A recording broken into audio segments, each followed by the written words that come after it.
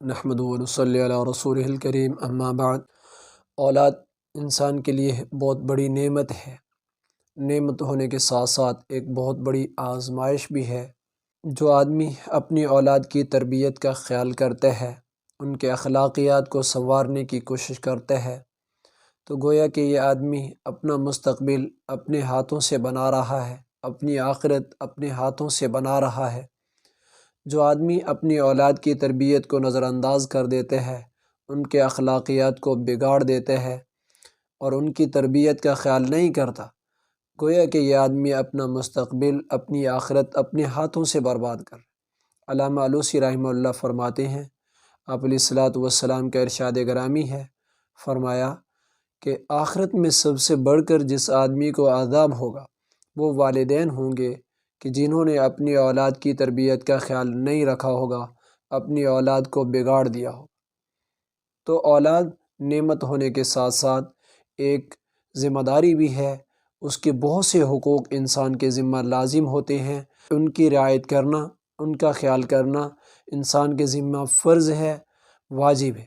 بچے کا سب سے پہلا فرض، جسے یہ چند ایک وہ فرض بھی ہیں اور نبی علیہ الصلوۃ والسلام کی جو ہے نا وہ سنتیں بھی ہیں، جن کو عام طور پہ معاشرے میں نظر انداز کر دیے جاتے ہیں۔ بچے کا سب سے پہلا حق یہ ہے کہ جب جس کے ہاں بیٹا یا بیٹی کی نعمت پیدا ہو تو اسے چاہیے کہ مسرت کا اظہار کرے، خوشی کا اظہار کرے، اللہ کی نعمت کے شکر کے طور پر خوشی کا اظہار کرے۔ دوسرا حق بچے کا یہ ہے کہ خود بھی اس بچے کے نیک و صالح ہونے کے لیے اور اس کی عمر دراز کے لیے خود بھی دعا کرے، عزیز و اقارب سے دعا کروائے اور اپنے دوست و احباب سے دعا کروائے۔ بچے کا دوسرا حق۔ بچے کا تیسرا حق یہ ہے کہ بچے کو پاک صاف کر کے اس کے دائیں کان کے اندر آذان اور بائیں کان کے اندر اقامت کہی جائے، یہ سنت بھی ہے، بچے کا تیسرا حق۔ جبکہ بچے کا چوتھا حق یہ ہے تحنیک کرنا، یعنی گھٹی لگانا، اور وہ اس کا طریقہ یہ ہے کہ آدمی کھجور یا چھوارے کو چبا کر اس کے تالوں کے ساتھ لگا دے، تو یہ سنت بھی ہے، بچے کا چوتھا حق۔ بچے کا پانچواں حق یہ ہے کہ اس کا بہترین نام رکھا جائے، جیسے آپ علیہ الصلوۃ والسلام کا ارشاد گرامی ہے کہ اللہ کے ہاں سب سے پسندیدہ نام عبداللہ، عبد الرحمن، عبد الرحیم، عبد الشکور ہیں، اور اللہ کے ہاں سب سے سچے نام حارث اور حمام ہیں، اور فرمایا وَسَمُّوا بِاسْمِ الْأَنْبِيَاء، انبیاء کے ناموں کے ساتھ نام رکھو، بزرگوں اسلاف کے ناموں کے ساتھ نام رکھو۔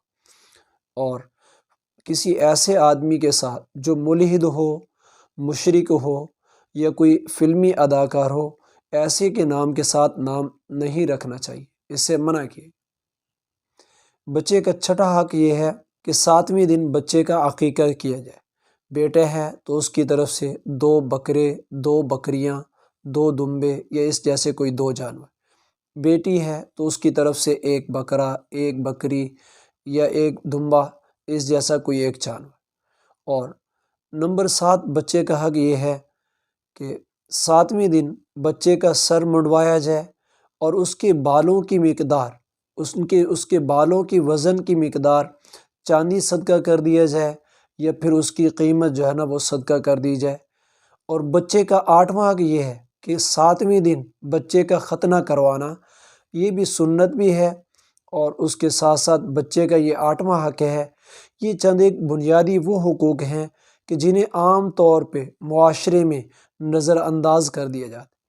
تو میں امید کرتا ہوں کہ آپ کو یہ سمجھ آئے ہوں گے، اور یقیناً ان پر عمل کرنا گویا کہ اپنے بچوں کو اللہ کے فضل سے ایک سنت کا متبع بنانے والی بات ہے۔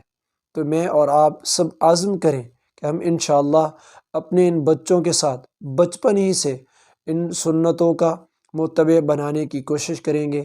وآخر دعوانا